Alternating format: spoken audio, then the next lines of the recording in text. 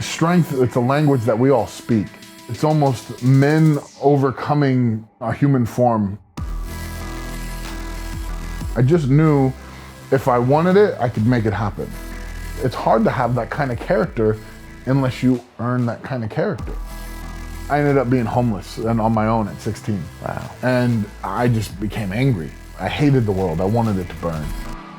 That was hard. But I wouldn't trade any of that stuff for where I am now. Because that got you here. Yeah.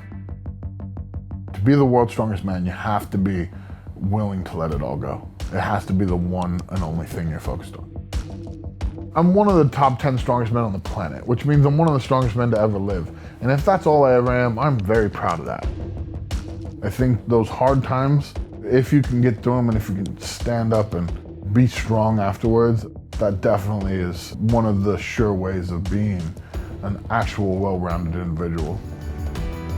Whatever your best self is, I want to inspire you to being that. You can do anything in this world. And that's the luxury we have as people now, is that we actually know that's true. People are gonna remember what you're doing. You wanna be the best person you can.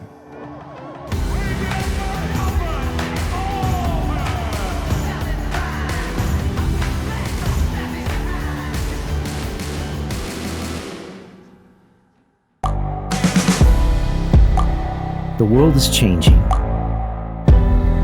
Inspiration is everywhere. It has never been so easy to connect, share, and bring people together. We're learning from others and finding the best in ourselves. Challenging our beliefs. Sharing our vulnerability. Overcoming our fears. Transforming ourselves so we can transform the world. How far can we go? This is London Real. I am Brian Rose. My guest today is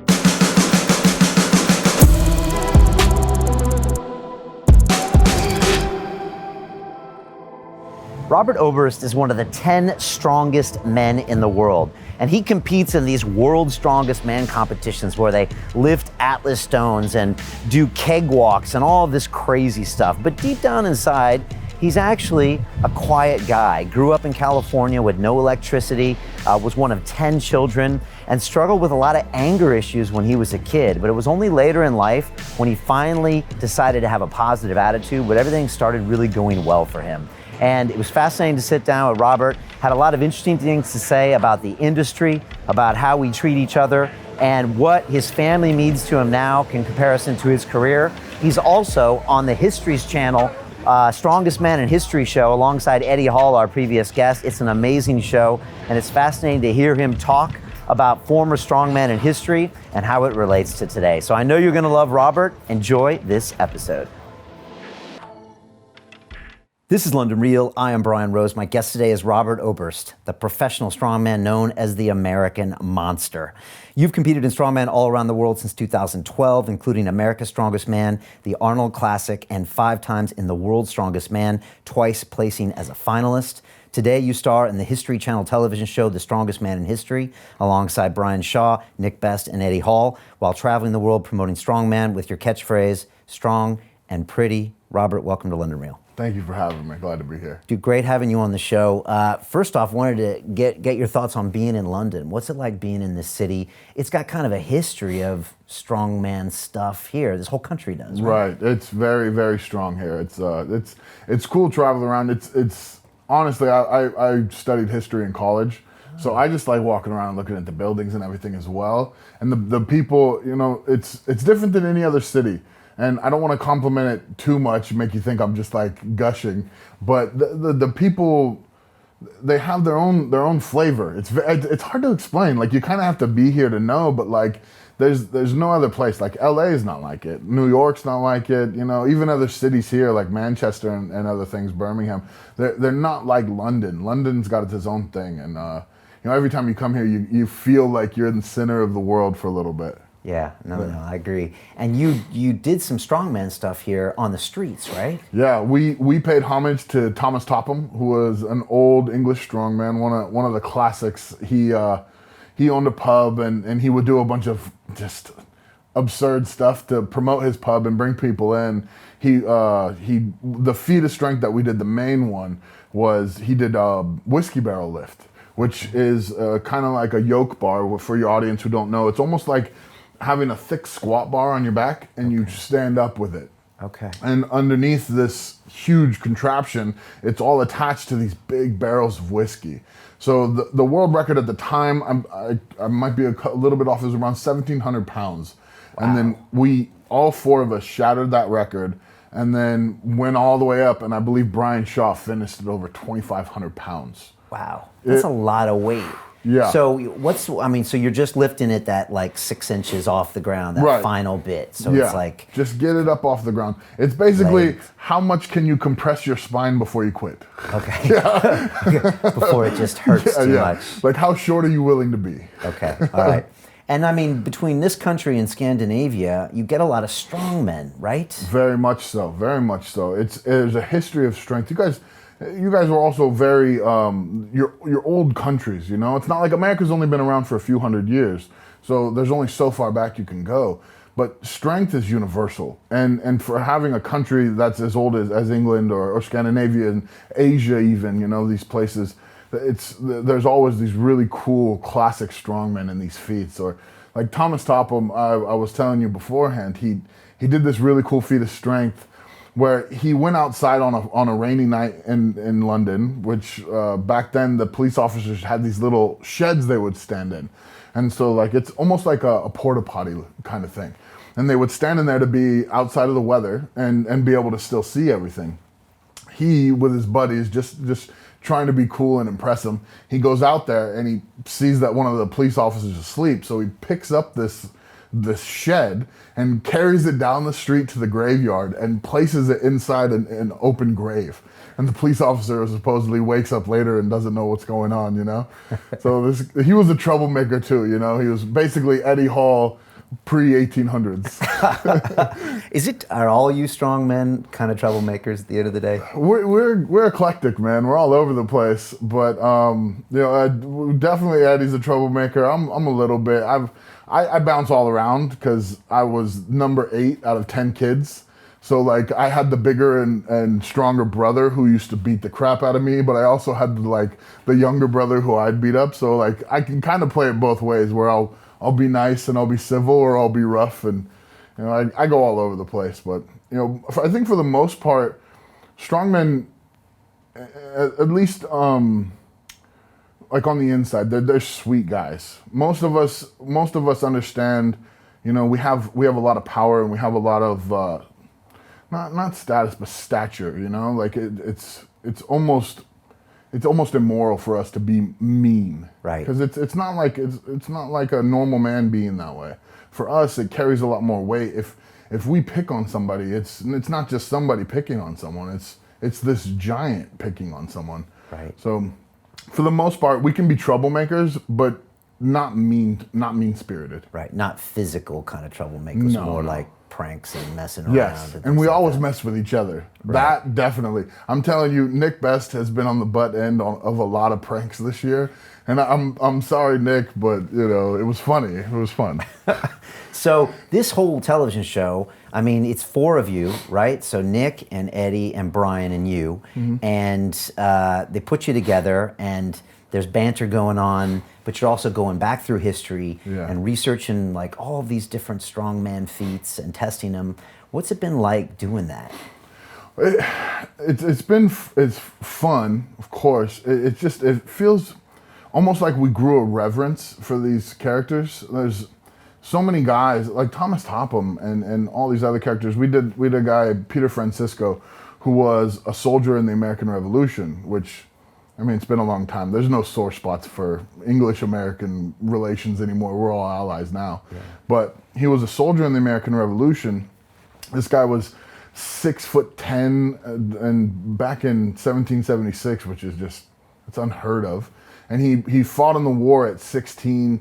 He survived being shot and stabbed and all these crazy things. And I mean, there's stories of him after a battle. There was a cannon stuck on the field, and he, instead of letting the French and instead of letting the British take it after the battle, he picks it up and carries it off the field just so he could hold on to it. And this guy, just largely unknown. And even though George Washington's quote is on his gravestone, it says that he was a one-man army and the war wouldn't have been the same without him. But I had never heard of him. And just getting to tell his story and kind of get a little love out there, it also, in my opinion, there's really only one time when you die, and that's when people stop speaking your name. And I believe that us carrying on their legacy just kind of keeps them alive a little bit longer. Does it give your job a little more perspective? Definitely. And it kind of centers us. We go home, and I can only speak for myself, but I always sit there and I realize, like, you know, like my grandchildren are going to know about this. And it also carries back to what I said earlier about picking on people. There's so much more weight to what we're doing. You know, people are going to remember what you're doing. You want to be the best person you can. Yeah. Yeah. You have a history degree. You know, do most people have the wrong conception about strongmen? I mean, you guys on the show all seem like smart guys. You're fun guys. You're accomplished guys. You're not just a bunch of meatheads. No, there are a lot of us that are meatheads. Okay. And we're definitely like, you know, at least part meathead. You know, like you'll see me in the gym and you'll be like, Jesus, you know. But we are, you know, slightly civilized, slightly. Okay. You know? All right. And what is the typical strongman like, you know? I mean, everyone assumes you guys are tough guys, but you guys also have to have sides of you that aren't tough, right? Right. Well, most of us have kids. All of us on the show have kids, and you could see when we get our little breaks and we're all FaceTiming our kids and we're all talking baby talk and, you know, Daddy loves you, all that stuff. It's heartwarming. We're all gentle giants, and a lot of us even, you know, got picked on as kids because we grew up chubby and you know, just out of place. And you have to find yourself as you're growing, and all kids do. It's just, again, you stand out as an adult because you're so big. You also stand out as a child when you're big, right. And so having all of that, you know, and having your families and everything going on, it really makes for a well-rounded character most of the time. And I can't say everybody's that way. I mean, I'm sure you could run into a strongman who is totally the opposite of what I'm saying. But at least for the four of us, I feel like we're all big-hearted, gentle giants. Yeah. You know, we had a guy named Jeff Thompson that was here who went on to become a great writer and a BAFTA award-winning filmmaker. But he worked the door in Coventry, which is this really rough city here in the UK. And I know you did some time on the door. And he used to always say that the doormen, a lot of the big guys, and sometimes the bodybuilders, sometimes are the scaredest guys in the room, you know, and a lot of times that they put this whole thing up as kind of this protection. Right. But deep inside, they're sometimes scared. Oh, and sometimes they lash out to kind of hide that fear. Right. Do you Definitely. feel it sometimes with? Definitely. I mean, especially when I grew up working the door. I worked at a big venue, not huge, but a big bar venue in Santa Cruz, California called Catalyst. And we would have concerts, like, not giant shows, but we would have like Willie Nelson come through, and I was security for B.B. King and Snoop Dogg and stuff like that. It was really cool time in my life. But you would have situations happen. I remember one night when Hank Williams Jr. was playing, we had I'm not gonna say which biker gang, because again, I could, you know, but there was a biker group in there, and there was a few of them who were being a little too rough with one of the women there, and I told them, you know, I understand that this is okay in your culture, but it's not okay in my bar.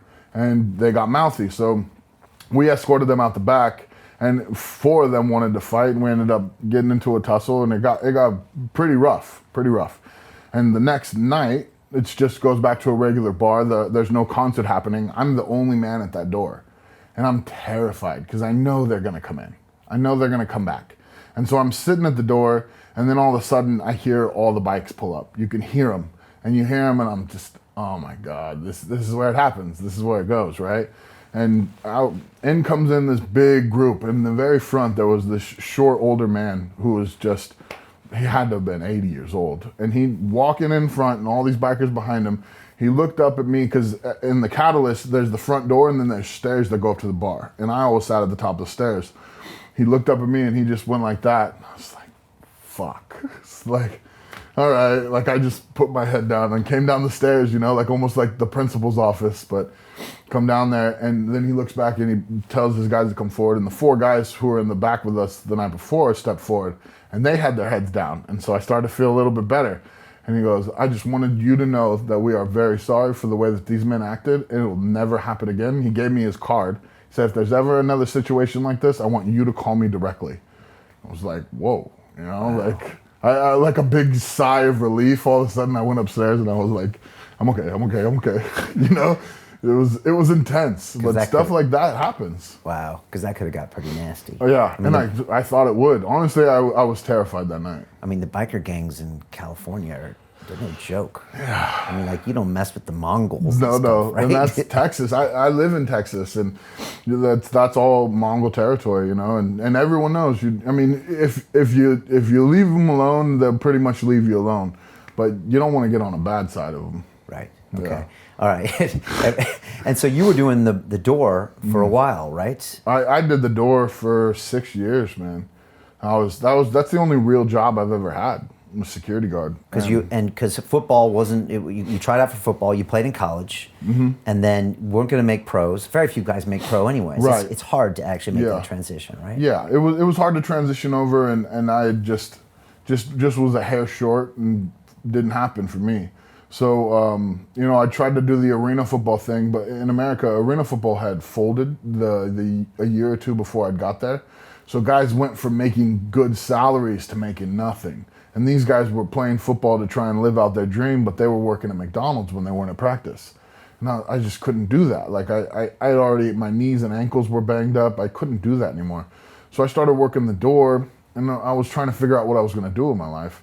And a buddy of mine, he was obsessed with Strongman. He just got me in the gym one day and went from there. And you went and did your first competition, Yep. and boom, you just took to it really quickly, huh? Yeah, it was just like a fish in water, man. I took off, and football really helped me, but I also loved the gym. Like, that was one of the things, the camaraderie in the gym for football was one of my favorite things, because when you're sweating and you're pushing, and one of the guys is trying to keep up, but maybe he can't do it, but you see that determination, and that determination makes you want to help him. It makes us all closer, and it bonds you into this crazy a family type situation. And I loved the gym just growing up. So Strongman was perfect for me. Okay.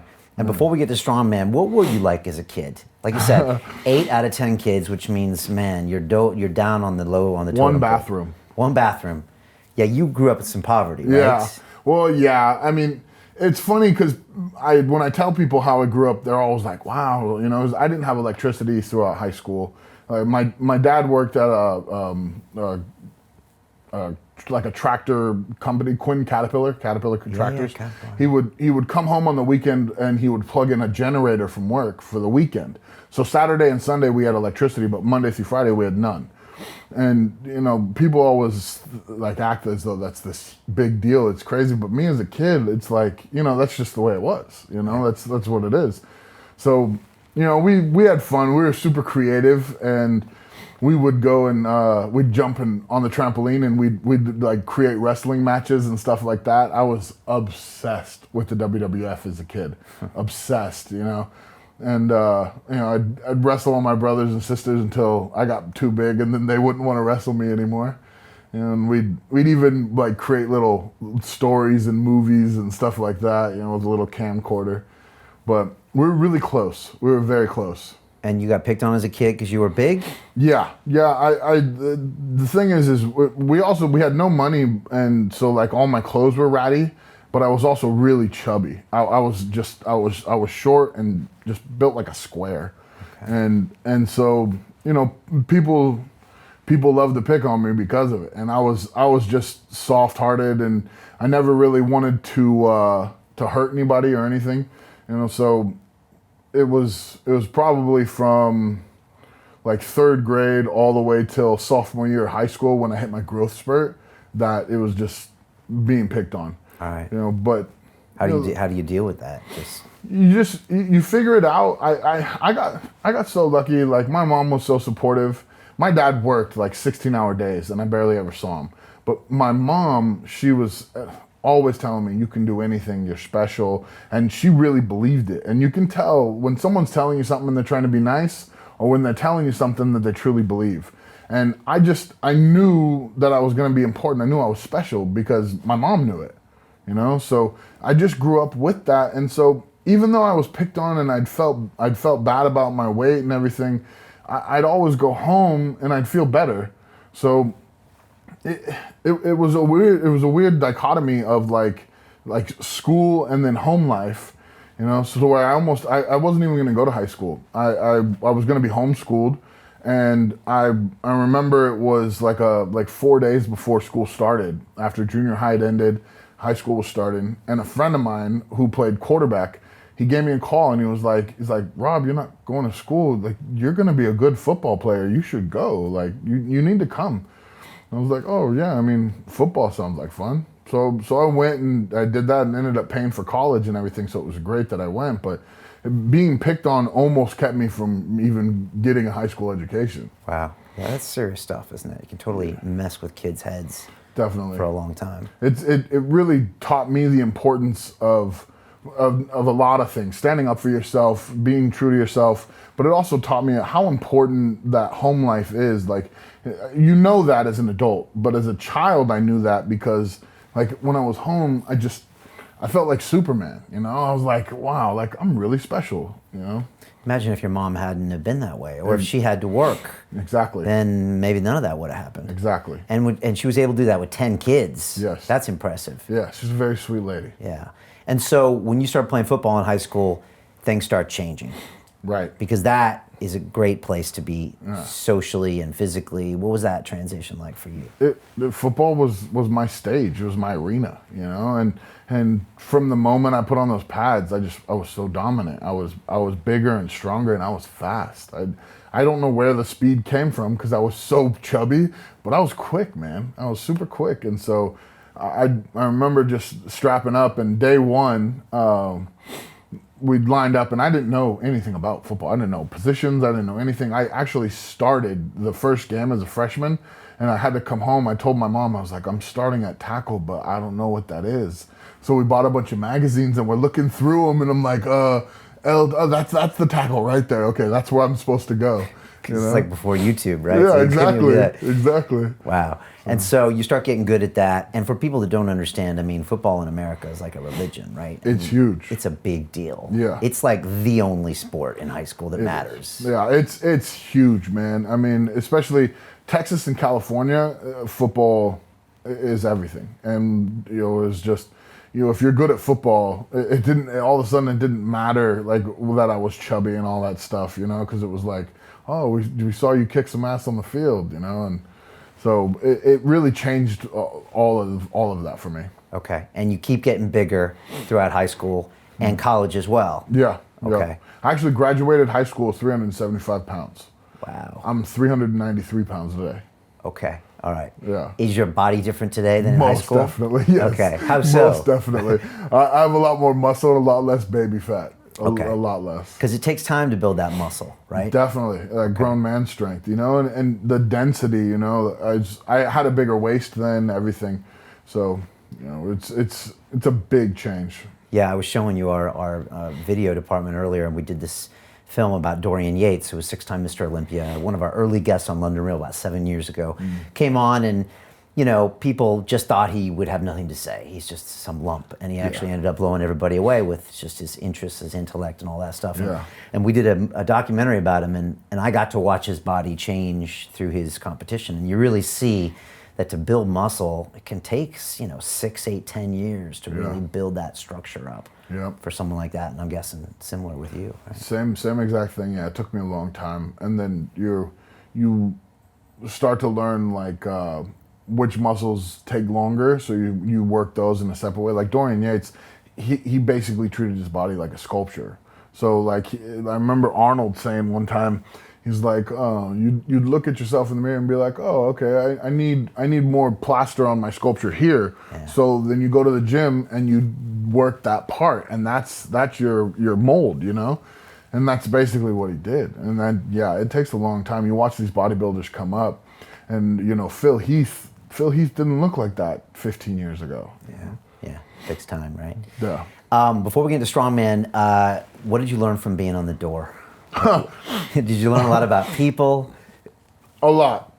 You know, respect is a big thing. Respect is a very big thing. And even if it's common courtesy, that's always necessary. Whether the person deserves common courtesy or not, that's not a reflection of them, it's a reflection of you.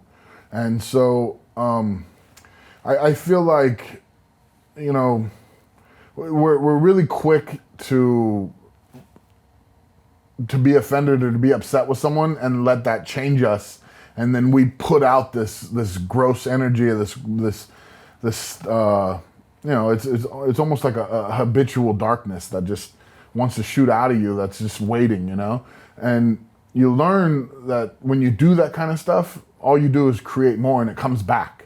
And then all of a sudden this person and that person feel the same way, and it's contagious. So I learned, you know, anything you can do, if you can do a common courtesy, it's always much better. Even I've literally knocked somebody out and never stopped smiling. And I've had situations where, you know, where somebody was extremely aggressive, and me being calm and being nice to them actually calmed them down. You know, we had a rap guy came in, a big rapper. I can't remember who it was, and the crowd was mostly gangstered out dudes. It was a lot of tattoos. There was a lot of flags and colors and, you know, tats and all that stuff. And so usually those nights tend to get hectic. But in the front row, there was this. He had to be 16, the 16-year-old high school kid and his girlfriend. And they're just, you know, big, wide smiles. They're so excited to see this rapper, but they're surrounded by serious face gangsters. And in the front, like, there was a cage that was like, you know, waist high, just to keep you from pushing up against the stage. And he's up there with his girlfriend in front of him, his arms around her, and he's like singing the lyrics to all the songs, you know, and he's so happy to be there.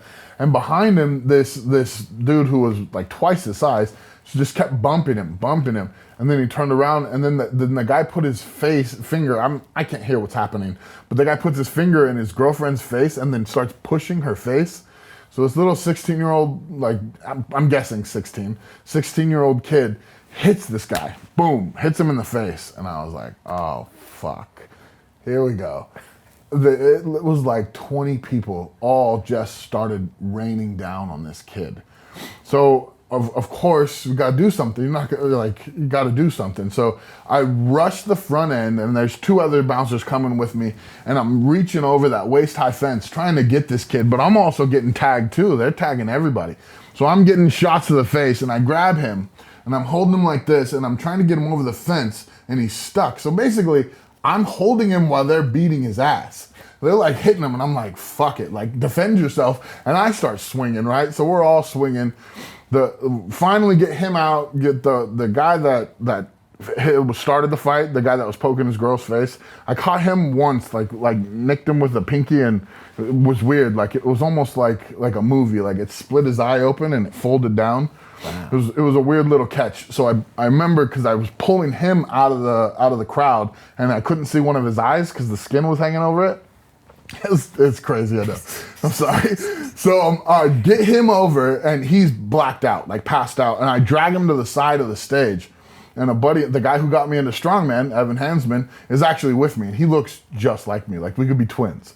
So I got him, and I got him on the ground, and Evan grabs him by his shirt, picks him up, and slaps him, like the hardest slap I've ever seen. And the guy wakes up and looks at Evan, and he goes, "Get the fuck out of my bar." And the guy just like, yes sir, like got up and walked out back, and he was like apologizing and everything. He was like being really respectful and stuff, and it blew my mind. I don't know exactly why I started this story. It's a good story anyway. yeah. But, so keep it respectful, and just because someone might look like they don't deserve it, they deserve it, because you need to keep your own respect for yourself. Exactly. It's a reflection of you. Right, and treat them like a human being, and that'll always be a good thing. Yeah. There was a lot of homeless people and stuff in Santa Cruz. It's a big haven for it because the weather's so perfect. Right. And you learn that like there's times where it's hard to be that way. But I mean, being shitty to somebody never made me feel any better. I mean, like it might make you feel like, oh, I got a clever one in there, and like you burn somebody and you're like, oh yeah, I burned them. But 2 minutes later, you still feel like shit. Yeah. But if you're nice to somebody and that person walks off smiling and then they're nice to somebody and all that starts to trickle down, like you do feel much better. You know, it's weird because like it's not that instant gratification of when you do get somebody back and you have something quick and witty to say, but long term and for everyone else that's around you, it's actually, you feel way better. Right. And in the club, they can see if you're being respectful to people, so that'll keep everybody else chill. Huge. Okay. I think that might have been what happened with the bikers, because Yeah. a lot of that we were trying really hard to keep that from escalating, and we told them like, look, we're not trying to be rude, we're not trying to be rough. Like we didn't even touch them on the way out. Like we just pointed to the direction and walked next to them. Didn't even put our hands on them.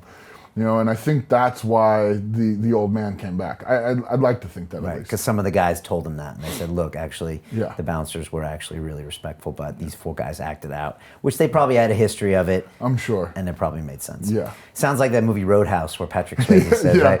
yeah. Yeah. What does he say? Be nice until it's time not to be nice. Yes. Right? Yeah. If I could wear those tight pants, I would too. All right, so your buddy Evan gets you into Strongman. Yeah. Okay. And you go, and the first competition, you're loving it. First competition, I loved it, but I sucked. The first competition was 4 days after I Googled what Strongman was. So I didn't know it growing up. Like we didn't have TV, we didn't have any of that stuff.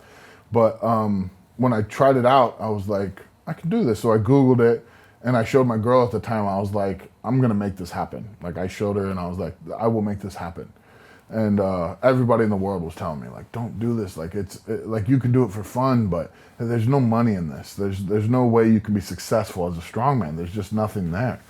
And I was like, Which yeah, was true then? It's true then, and it's still partially true now. But the truth is anything is what you make it. Right. I'm sure a lot of people will tell you, hey, don't do this interview thing. There's no money in that. You gotta be a lawyer, be a doctor.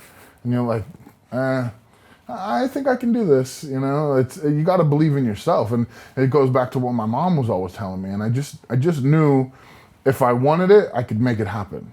Right, and So then make something happen. Yeah, and that can be up to you, right? Yeah, it's always up to you, and it's there's this thing inside you that's always telling you like what's real and what's not, what you can do, and I just always believed it. I always listened to it. Okay. So first competition, you're no good at it. Terrible. Why? Because you had It was just so new and it was so heavy. And it's it was so different than anything in the gym. Right. And so like we did max weight yoke pick. So like it's like almost the same thing we did in London where we did the whiskey barrel lifts. Same thing. But it was like from like my belly height, so I had to squat under it to pick it up. And I remember there was guys that were like half my weight that destroyed me. And all this. So at the end of that competition, I didn't feel disheartened. I was also the only super heavyweight in there, so I automatically qualified for nationals. So I was like, okay, well, I have an invite to nationals, and I was driving home, and I just knew like all it would take was work. I know what it took to be a good football player. I know what it took to be successful in school or in anything else, and the dedication's not an issue for me. I like going to the gym. So I had to focus my energy, and I had to direct it the right way. I knew I could. And then when I went to nationals, I got top 10 in America. So I went from basically horrible to being one of the 10 best amateurs in America within a matter of a couple months. Didn't you set like a log press record early on? The very first time I touched the log, it didn't count because there was no one there. It was me and Evan. Actually my friend Kale, who does a website called Starting Strongman, which is how people now get into Strongman. Like if they're looking to start Strongman and find out like where there's gyms or how do I train this or what's this called, that kind of stuff, how do you protect yourself, that's all on startingstrongman.com. And so it was me, Evan, and Kale. And the log press amateur world record at that time was like 330 or something like that. And the first time I did a log, I hit 340, or it was maybe 320, and I hit 330. The numbers might be off by a couple pounds, but I broke that record, and I remember putting it down, and I looked over at Evan, and I was like, "So is that any good?" And he goes, "Get the fuck out of here." I was like, "All right, I guess that's good, right?" And everybody has the lift that they're good at, right? Yeah. That's what I kind of noticed. And even watching the four of you guys on the History Channel, which, by the way, people can watch the clips on YouTube, and I know it's coming to the UK real soon here. There's great stuff, but you all have something you do better, right? Like Eddie's kind of the deadlift guy, right? Most certainly. And then Brian recently was the guy that pulled those stones across the bridge. Yeah. We can talk about that. Yeah. But the log press is your thing. That's my baby. And it's deceiving because when you look at the press, it looks light, but you got tons of weight on there, right? Yeah. It is deceiving, right? It's deceiving. It's got a deceptive look to it.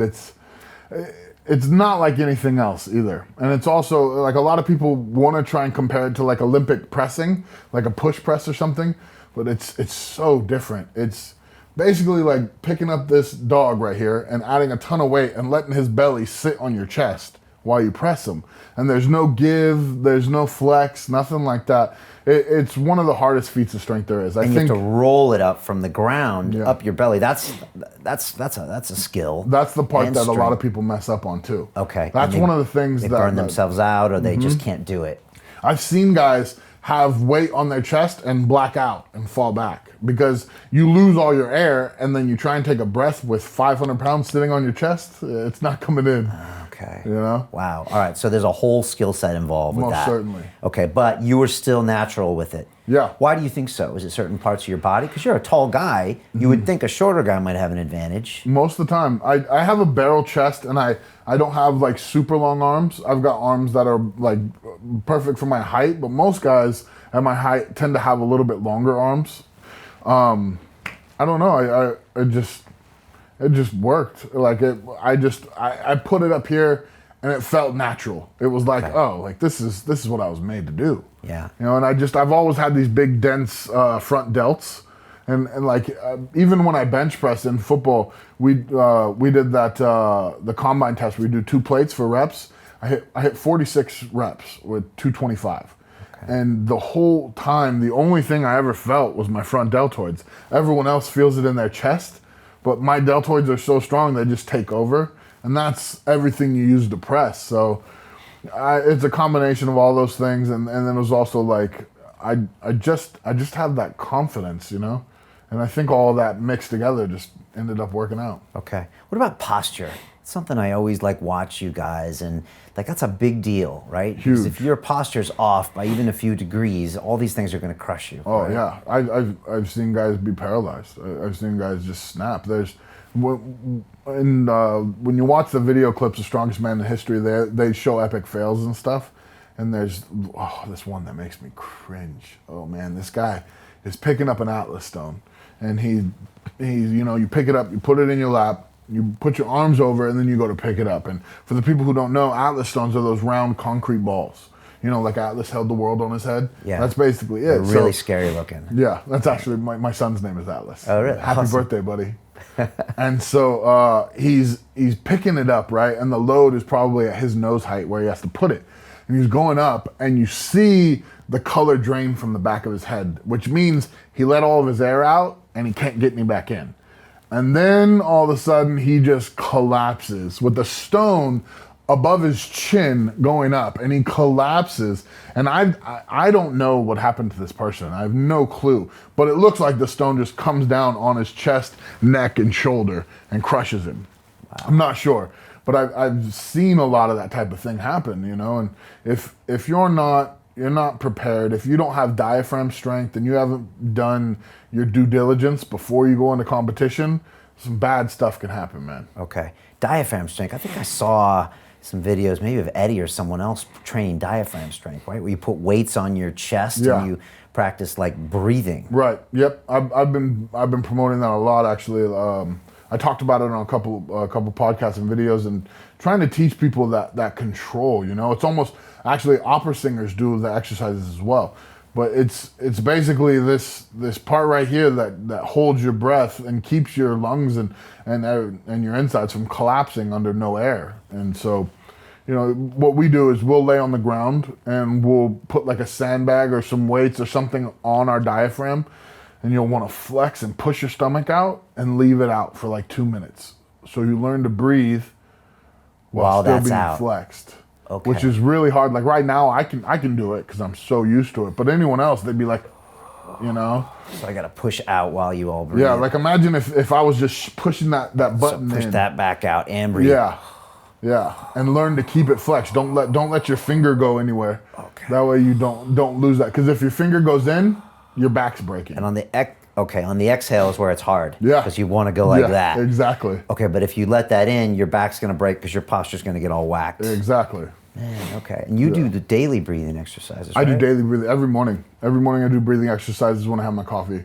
Okay. And I learned that there's a breathing guru, and I'm blanking on his name right now. Not Wim Hof, not the Iceman. Wim Hof. Okay, yeah. I've never met him. Okay. But I've studied a lot of his stuff, and I took basically his little routine, and I do that in my mornings. And I'll tell you what, the first 10 times I did it, where you take 100% in, you let 30% out. 100% in, 30% out. And then after you do 10 breaths, you let it all out, and you just count to 10. Then you breathe in as deep as you can, and you hold it as long as possible. And then you let it out. And when I would do that, the first 10, 15 times, my heart just would go like boom, boom, boom, boom, boom. And I was like, oh crap, like there's something wrong. But actually, no, it's just your body's not used to having all of that oxygen all through it. Yeah. And I'm telling you, man, that's better than coffee. That wakes you up in the morning. No, I agree. Do you hyperoxygenate yourself before certain lifts? Most definitely. Okay. Especially if we have we'll do things where we'll do the log press for 60 seconds, as many as you can. And with that sitting on your diaphragm the whole time, you're never really getting breath. Okay. You just, that's about as much breath as you're gonna get. Wow. So when you do those things beforehand, I'll stand there, and you'll always, if the camera catches me, you'll see me doing this. And it'll look like I'm like falling asleep, but I'm actually like trying to get as much in as I can. Okay. And you do it that kind of calmly. It's not like I do that on other times, like before, and I might be wrong. I'm not a guru of breathing, you know. I just know what's been working for me, and I'm also adapting as I go. But I do that type of breathing before a competition, but I don't want my heart rate up when I do like the log press for 60 seconds, or if I'm gonna do a medley or something.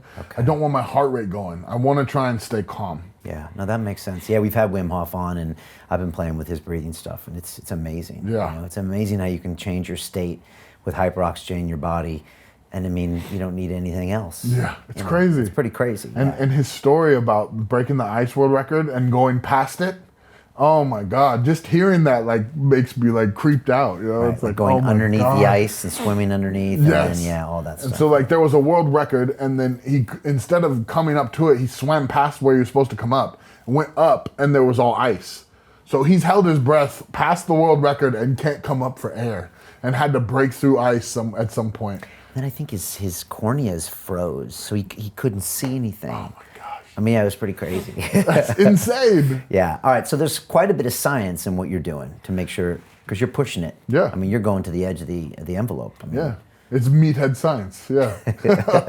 I always call Brian the mad scientist of Strongman too, because we like you were complimenting me and generously on our intelligence and stuff, but if you talk to Brian Shaw, I mean, he could tell you the diameter of that, and he could tell you the best place to put your hand, how far you want to spread your fingers, which way you do this, that, and he's so on point that he could talk to you for 20 minutes about how to pick that up.